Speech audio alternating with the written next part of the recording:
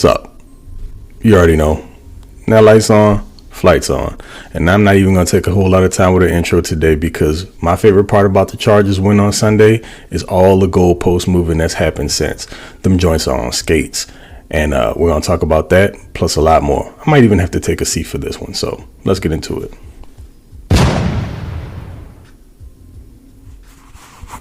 Yeah, man, for those of you guys out there on the audio adventure, I had to switch from a beanie over to a cap. Reason being is that it is currently 45 degrees here in Central Texas, but by this afternoon, it'll be back in the mid 80s, so fun while it lasted. Anyway, moving right along, is it not clear that everyone's now Har-Bought In, from the players up and through the fan base? And let's be clear about Sunday's game. Even though we felt like it was probably unnecessary, be honest, be upfront. The Chargers needed to have at least one of these exact games to exercise that freaking chargering demon, namely the evil bastard that's been hovering over them since January 14th, 2023. I mean, we all remember the 27-point playoff debacle against the Jacksonville Jaguars, right? Of course. How could any of us forget? It was just another chapter in the book entitled Probably the Tortured Soul of Chargers Fans. But the good news, though, there appears to be a new normal. We now have a grizzled, khaki-clad hero that's written his way into our story. James Joseph Harbaugh, more affectionately known as Jim, or as I call him, the Don. The second half of Sunday's game was essentially 28 minutes of filth, and that somehow resulted in a Chargers win. I mean, I'm hearing myself say that out loud, and it still doesn't feel real, but here we are, and we may actually be able to claim that the worm has indeed turned. Okay, Jim, I tried, but that sounds nuts. Only you can get that one off, I guess. In the continuing spirit of keeping it a stack, because that's what we do here, wasn't this game kind of like a microcosm of the recent Bengals seasons? Slow starts, they catch fire somewhere halfway through, but just can't finish the job. And I mean, I really hate that for them, sort of, but not really. In addition to that, amongst other things, this matchup was truly a tale of two Herberts. I mean, for 30 minutes, 10 was a magician. You had seam dots to Will Dissly. There was a cross-body TD dime to Quentin Johnston. There were lasers over the outstretched arms of linebackers and in between cornerbacks. My man was out there galloping in the open field looking like a vanilla Randall Cunningham. Herbert could do no wrong. And then apparently the Monstars took a trip down from Moron Mountain and zapped his superpowers at halftime because everything pretty much went in the tank. He went from Magic Man to Uncle Rico all in a matter of about 25 minutes. As the Bengals closed in, it even started to feel like he was pressing a little bit. He started aiming throws instead of just letting them rip the way he had in the first half. So you saw a few off-target throws that he would normally make, so it was really concerning. Even when he used his legs to extend a play, it ended in the most dumb luck fumble that was just so historically Chargers that it kind of felt right. And you just got that sinking feeling like, of course, this is how it's going to happen. This is how it's going to end. And it was a feeling that we are all too understanding and familiar with. Now, in the midst of that second half meltdown, there were a few other things that if Greg Roman ceases to ever do again would be just fine with me. Look, man, Greg, let's not tempt fate here. There's enough bad juju we're trying to fight off, so no assistance needed there. The next time you find yourself inside the five and consider subbing a historically proven power back commodity in Gus Edwards for a core special teams player, respectfully, of course, how about don't? Maybe one day Hassan Haskins can take up the Gus Bus role. He can kind of take over that mantle, but just not while Gus is actually still around.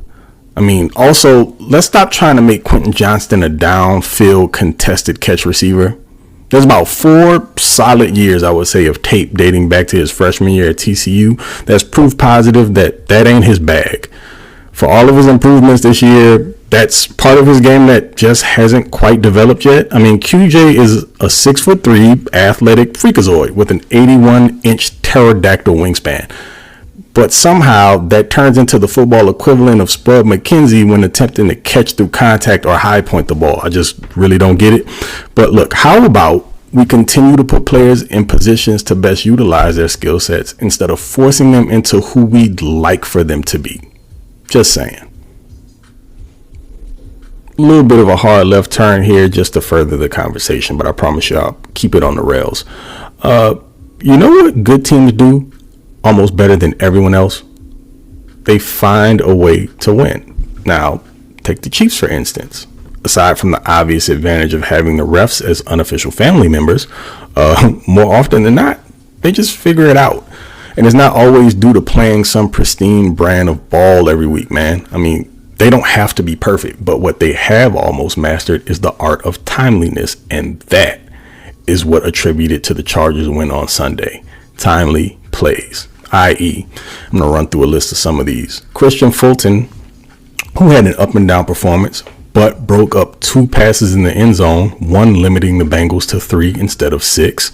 You had Cam Hart, who later went out with a concussion. He had a first quarter PBU while defending Jamar Chase in the end zone, also limiting the Bengals to 3 points. Then there was a play Denzel Perryman makes in a one-on-one open field situation against Jamar Chase. That was around like 4 minutes before half. And that was followed by a Poona Ford sack on third down, which not only stopped a Bengals drive, but directly led to the Chargers extending their lead to 3 scores before half.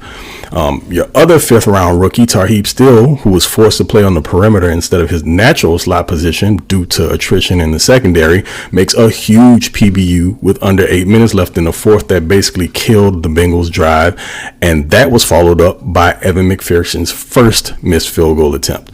Then Christian Fulton with another PBU that stalled the drive with under 2 minutes left to go in the game. That resulted in the second missed McPherson kick. And for real though, McPherson possibly knocks that through if Fulton allows that catch just before the sticks, and the Bengals still opted to go for 3 there. I mean, that extra 7 to 8 yards made all the difference in the world. Now, how about Deion Henley spying Joe Burrow and forcing an incompletion on third down with under, what was it, like a minute to go? And finally, after going frigid in the second half, missing a drive-extending, potentially game-breaking pass to an open QJ in the early goings of the fourth quarter, or overthrowing a wide-open Ladd McConkey to convert a 3rd and long with under 6 minutes to go in the game. After nearly throwing what would have been a completely demoralizing pick 6, Justin Herbert puts all of that in his rear view, and with only 45 seconds to work with, starting from his own 16-yard line, proceeds to hit Ladd McConkey with 2 20-plus yard seeds. And from there, we know how the ball game ends. But again, my point is that sometimes timeliness supersedes perfection. I would be completely remiss if I didn't give props to 2 specific players, 2 guys that I have to call out here for being sophomore studs, Tui Tuipulotu and Deion Henley, because the both of these cats have been young and thugging all season long. Look, you want to talk about player development? Tuli seemed to hit a little bit of a wall near the end of his rookie campaign last year, and Deion couldn't sniff the field on defense. But would you look at that? Young Tuli currently sits at 7 sacks, with all of them coming in just the last 4 contests, and Deion is your team leader in tackles with 94. But bruh, there's still 7 weeks left to go in the regular season, so I'm sure he'll pile up even more. And we're talking about potential Pro Bowl honors there. And I think he's one of those players that are going to ascend into All-Pro status here in a couple years. And honestly, now you have 2 cornerstone defensive players to build your program on that side of the ball. And again, they're just in their 2nd year. And these are the only guys that we're talking about right now. We haven't even broached the topic of the rookie class, which we'll get to another time because there's a lot to discuss there. And to close this thing out, really and truly, you know what? No, bump that. To hell with everybody who's hating. Now, before Sunday, all I heard was that the Bengals were about as dangerous as a sub 500 team could get. But the first thing I hear on Monday morning was that all the Chargers did was beat another subpar opponent and almost Charger again. But that's the point, fool. They didn't.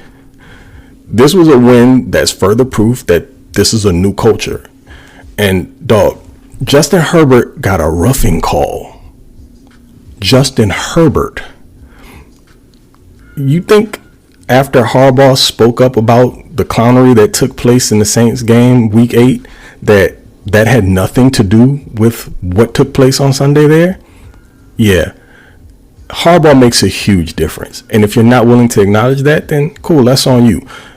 Also, The fans showed up and showed out this past week. There was actually a home field advantage in LA. And you mean to tell me folks are still being willfully obtuse about this? You know what? That's it. Whatever. 7-3 ho. See y'all at the Harbowl.